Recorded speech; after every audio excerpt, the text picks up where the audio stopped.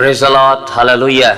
सोरगोआव थानाय जोंनि अनसुला आफा इसोरखौ प्रभु जिसु ख्रिस्टनि मुङै हामबाय होनो आरो जोंनि सैथो गस्पेल मिउजिक इउट्यूब चेनेल नायगिरि ख्रिस्टनि फोथायग्रा बयनिसिमबो आंनि अननाय आरो गोजोननायखौ जासिहरनाय जाबाय।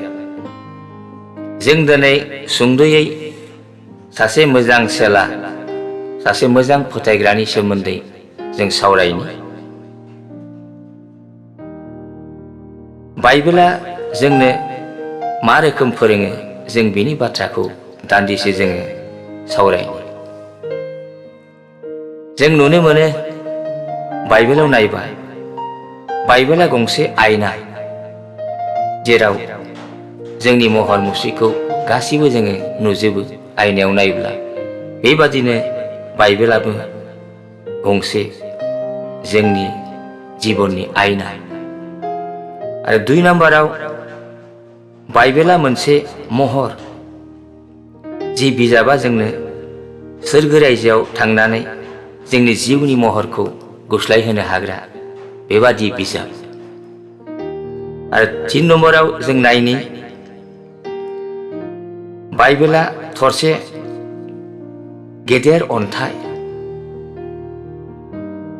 बियो जोंनो फोरोङो जोंनि फोथायनायफ्रा लोरसोर गैयि जानायखौ आरो अरायबो बे गोग्गोमै थायो। अन्थाइया जेरै गिलिर बेबादिनो जोंबो इसोरनिफ्राय दोरोदै लोरसोर जायो।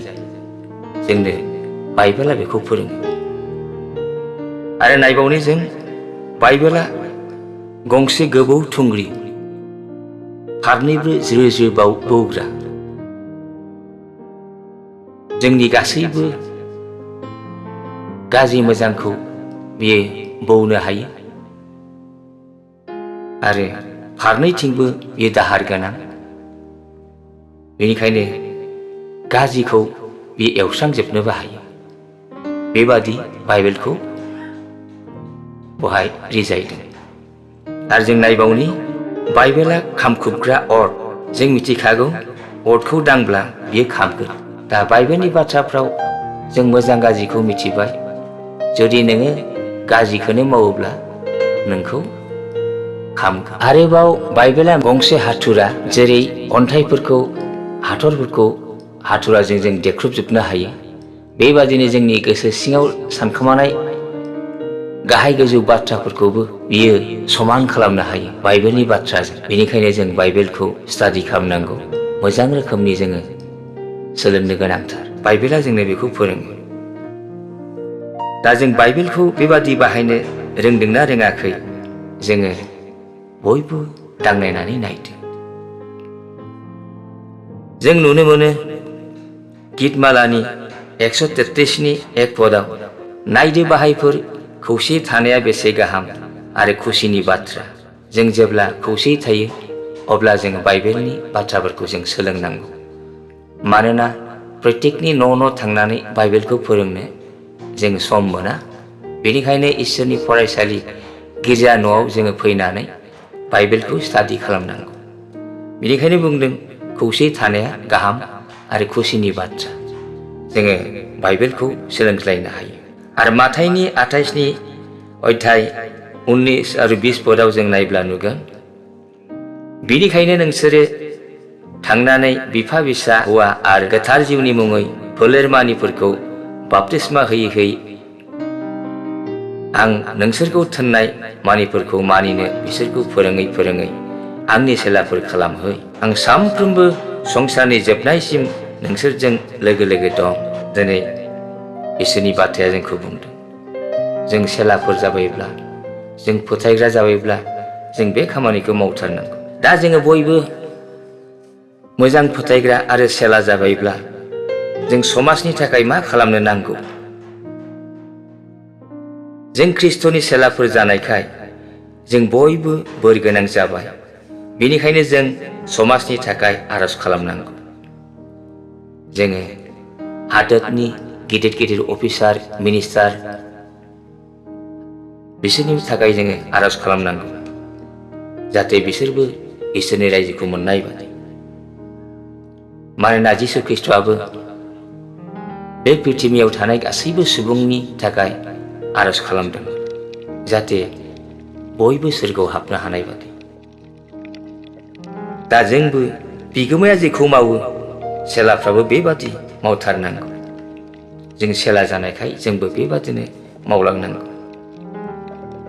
रमिय'नि 8नि सल'आव बेबादि बुंदों, इसोरनि गोथार जिउआ जोंनि जिउजों खौसे जानानै जोङो इसोरनि फिसाफोर होननानै मिथिहोयो आरो गावनि राइटफोरनो होनाय बोरखौ जोंबो आवग्रिगोन। जोङो इसोरनि फिसाफोर जाबायब्ला जोंबो बोरखौ आवग्रिथारगोन। जायहा इसोरनि गोथार जिउजों दैदेनजायो बिसोरो इसोरनि फिसाफोर। रमिय'नि 8नि 14 बे बाथ्राखौ बुंदों। बेनिखायनो पौलाबो बुंदों रमिय' 1नि 1आव, आङो पौल ख्रीष्ट जिसुनि लें, इसोरा गावनि थिनहरजानाय जानो थाखाय आंखौ लिंहरबाय, गावनि गाहाम खबरखौ खोन्थानो आंखौ सायख'बाय। पौलखौ इसोरा बेबादि सायख'दों। दा जोंबो बेबादिनो लिंहरजानाय, सायख'जानाय आरो थिनहरजानायफोर, जिसु ख्रीष्टनि मोजां फोथायग्राफोर, सेलाफोर जानायखाय जोंबो दिनै बेबादि हाबाखौ मावथारनांगौ। जहननि 8नि 31आव बेबादि बुंदों जिसुआ गावखौ फोथायनाय जुदारिफोरखौ होनबाय, नोंसोरो आंनि बाथ्राखौ मानिब्ला नोंथारगौ आंनि सेलाफोर, आरो नोंसोरो नंगौखौ मिथिगोन आरो नंगौआ नोंसोरखौ गहोजानाय खालामगोन। दिनै बे संसाराव जेसेबां सुबुंफोर दं, फोथायग्राफोर दं, जुदि जिसुनि थिननाय बाथ्राफोरखौ नाजावनानै सोलियोब्ला जों गहोजानायखौ मोनगोन। बे संसारनि खाख्रबजानायनिफ्राय जों उदांस्रि मोननो हागोन। बे बाथ्राखौ जोंनो जिसु ख्रीष्टआ फोरोंलांदों। जों दिनै मोजां सेला जायोबा, मोजां फोथायग्रा जायोबा जोंनि उन उन बेफोरबादि सिनफ्राबो थांफागोन। मार्कुसनि 16 अध्याय 15निफ्राय 18 पदसिम जों नायब्ला नुयो सेलफ्रा बेबादि मावगोन। जायहा फोथायनानै बाप्तिस्मा होजागोन बियो बासायजागोन, नाथाय जायहा फोथायनाय नङा बियो दाय फोनांजागोन। आरो फोथायग्राफोरजों बे सिनफ्रा थांफागोन। बिसोरो आंनि मुंजों बुहुतफोरखौ हुरनगोन, गोदान गोदान रावफोर रायगोन, बिसोरो जिबौफोरखौ दैखांगोन, बिसोरो फोथैग्रा बिसफोर दौजाब्लाबो मुंबो हानि जानाय नङा, बिसोरजों दांजानाय जब्राफ्रा गोख्रों जागोन। फोथायग्राफ्रा बेबादि खामानिखौ मावनो हागोन। बेनिखायनो जों 100% इसोरखौ फोथायग्राफ्रा बे बोरखौ इसोरनिफ्राय मोनथारगोन। मानोना इसोरा जोंनो गावनि गोहो बोलो सक्तिखौ होनो थाखायसो जोंखौ लेंहरदों। सेलाफ्रा ओरैबादि सुबुं जायहा जिसुनि बोसोनबादि लागारबो थाबायो एबा थायो। जिहुसुआ 1नि 8आव बेबादि लिरनाय दं, फोरबोखौ खुलुमनायाव नोङो लागारबो बे बिजाबखौ फरायफ्लायदो, नोङो बे आयेननि बिजाबाव लिरनायफोरखौ मानिनानै बेयाव लिरनाय बादि मावनो थाखाय सान हर देहेन खालामदो, अब्लासो नोंहा गासै खामानिफ्राव उन्नति जागोन आरो देरहाफ्लायगोन। अब्ला जोंनो फोरोंबाय जोङो बाइबेलखौ मोजां रोखोमै फरायनांगौ, स्टाडि खालामनांगौ, जों देहेन होनांगौ बेवहाय लिरनाय बाथ्राफोरखौ। अब्ला जोंनि जिबनाव उन्नति जागोन, जों दावगालांनो हागोन, जों देरहासार जीवन जापन खालामनो हागोन। सेलाया सासे सुबुं जायहा गावनि जिउखौ आबुङै बिगोमानो गथायो। कमप्लिटलि जोङो फोथायग्रा जायोब्ला जोंनि जिबनखौ जोङो जिसु ख्रीष्टनो गथायनांगौ, बावसोमनांगौ। रमिय'नि 8नि 17 आरो 24 पदआव बेबादि लिरदों, आरो जोङो इसोरनि फिसाफोर जानायखाय इसोरा गावनि राइटफोरनो होनाय बोरखौ जोङो आवग्रिगोन आरो इसोर ख्रीष्टनि लागै दोहोनफोरखौबो जोङो ख्रीष्टजों आवग्रिफागोन। जेला जोङो जिसु ख्रीष्टनि बोसोनफोरखौ जों मानिनानै सोलिगोन, अब्ला अट'मेटिक जोङो बिनि बोर आरो बिनि दोहोनफोरखौबो जोङो आवग्रिफागोन। मानोना जिसु ख्रीष्टआ जोंनो होनो थाखायनो लिंहरदों। मोदोमनि आरो जिउनिखौ जोङो बे इसोरनावनो मोननो हागोन। आरो जों ख्रिस्ट'जों सैफाब्ला जोङो बिनि महिमाखौ बिजों मोनफागोन। जेब्ला जों सैफागोन अब्ला जों ख्रिस्ट'नि महिमाखौबो मोनफाहैगोन। जेरै पल मोनहा, पितर मोनहा, स्टिफान मोनहा, बिसोरनि सेलाफ्रा गावसिनि जिबनखौ बावसोमनानै सोरगो रायजोआव माबादि प्रथम स्थानखौ मोननो हादों, बेबादि जोंबो मोनहैफागोन। आरो जों नायबावनि रमनि 8:27 पदआव, आरो गोसोफोरखौ फिट फिट नायग्राया जोंनि मुङै जिउनि हामलायनायखौ मिथिगौ। मानोना जिउआ इसोरनि इच्छाबादि गोथारफोरनि लागै बिसयो। जोंनि फोरबो इसोरा जोंनि गोसो सिंनि बाथ्राफोरखौ मिथिनो हागौ। फिट फिट बियो बिजिरनानै नायजोबनो हागौ। सेलाया बेफोरबादि सुबुं जायहा जिसुजों गोथां जिउनि फिथाइखौ लाबोयो।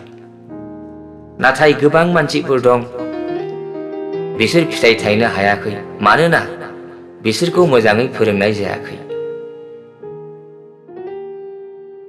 आरो जहननि 15:8 जों नायबावनि, नोंसोरो गोबां फिथाइ थायनायजों आंनि आफाया समाय होजाबाय, आरो बेबादि जोंनो नोंसोर आंनि सेलाफोर जाबाय।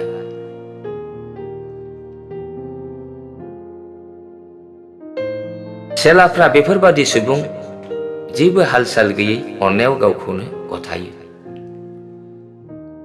सेलाफ्रा बेबादि सुबुं जानांगौ जाहाथे खुनु मोनसे कन्डिशन गैया, आपत्ति गैया। इसोरा जेखौ बुङो बेखौ मावनो थिननायाव जों मावथारनांगौ। र' आङो आइ आफानाव सोंहैग्रोनि, र' आङो गोथै गारहैग्रोनि, बेबादि मोनसे कन्डिशन थानो मोना होनदों। हाल-साल माने मोनसे आपत्तिजनक कन्डिशन जोंनाव थानो मोननाय नङा। जेब्लानो लेंहरो अब्लानो जों बेनि उन उन थांफानांगौ। दा जिसु ख्रिस्ट'नि अननायखौ जों बयबो मिथिगौ। बिनि अननाया पृथिबिनि सुबुंफोरनि लागै जिउ गारनो हानाय अननायमोन। आगापे अननाय। बिनि अननाया दिनैसिमबो पृथिबिनि मानसिफोरजों मुंख'जायो आरो बियो सिबिजायो। सेलाफ्रा ख्रिस्ट'नि हुकुमखौ मावफुंनो थाखाय गथायो। जेब्लायबो ख्रिस्ट'नि हुकुमखौ मावफुंनो थाखाय गथायो। थिनहरजानाय 1:8 बेबादि दंबावो लिरनाया, आन्थाय गोथार जिउआ नोंसोरनियाव फैब्ला बोलो मोनगोन। नोंसोर जेरुसालेम, जुदाय, सामारियाव पृथिबिनि जोबनायसिम आंनि साखिफोर जागोन। जेब्ला जों गोथार जिउनि बोलो मोनगोन अब्ला जोङो बेबादिनो हादोरमानिफ्राव थांनानै जोङो इसोरनि साखिखौ जों होनो हागोन। सेलाया सासे सुबुं गुबुनफोरखौ सेला खालामनो गावखौनो गाव गथायो। दिनै जों फिथाइ थायनो हास्थायनांगौ। जोङो जिसुनि सेला एबा फोथायग्रा जानायखाय जोंबो फिथाइ थायथारनांगौ। गोथां जिउनि फिथाइखौ जोंबो लाबोनांगौ। जहननि 8:29 पद आरो 30 पदआव बेबादि लिरदों, आरो आंखौ थिनहरग्राया आंजों लोगोसे, बियो आंखौ हारसिङै गालाङाखै, मानोना आं बिनि हामजाजानायफोरखौ लागारबो खालामो। जिसुआ बेबादि बाथ्राखौ बुंदों। जेब्ला जों जिसुखौ नुयो अब्ला जों बिफा इसोरखौबो नुनाय जाबाय। बेनिखायनो जेब्लायबो जिसुजों इसोरा दंफायो। बिनि बिफाया सब समय मदद खालामबाय थायो। सेलाया बेफोरबादि सुबुं जायफ्रा फोरोंगिरिनि बादि बुंग्रा, मावग्रा, सानग्रा, थाबायग्रा।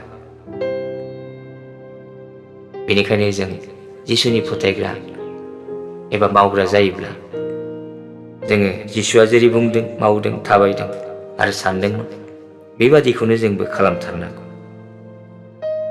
थ' बिदिब्ला ख्रिस्ट'नि लोगोफोर, दिनै बे सेलानि सोमोन्दै बाइबेलखौ मा रोखोमनि जों बाहायनांगौ बिनि सोमोन्दै गुसुं सावरायबाय आरो फैगोन दिनफ्राव जों आरोबाव गुबुन बिषयफोरखौ जों सोलोंबावगोन। दिनै बेखिनियावनो इसोरनि बाथ्राखौ आं दोनथ'बाय। बयनिसिमबो गोजोननाय आरो अननायखौ हरनानै आङो बेखिनियाव सुंद' बुंनायखौ दोनथ'बाय। जिसुनि मुङाव आमेन।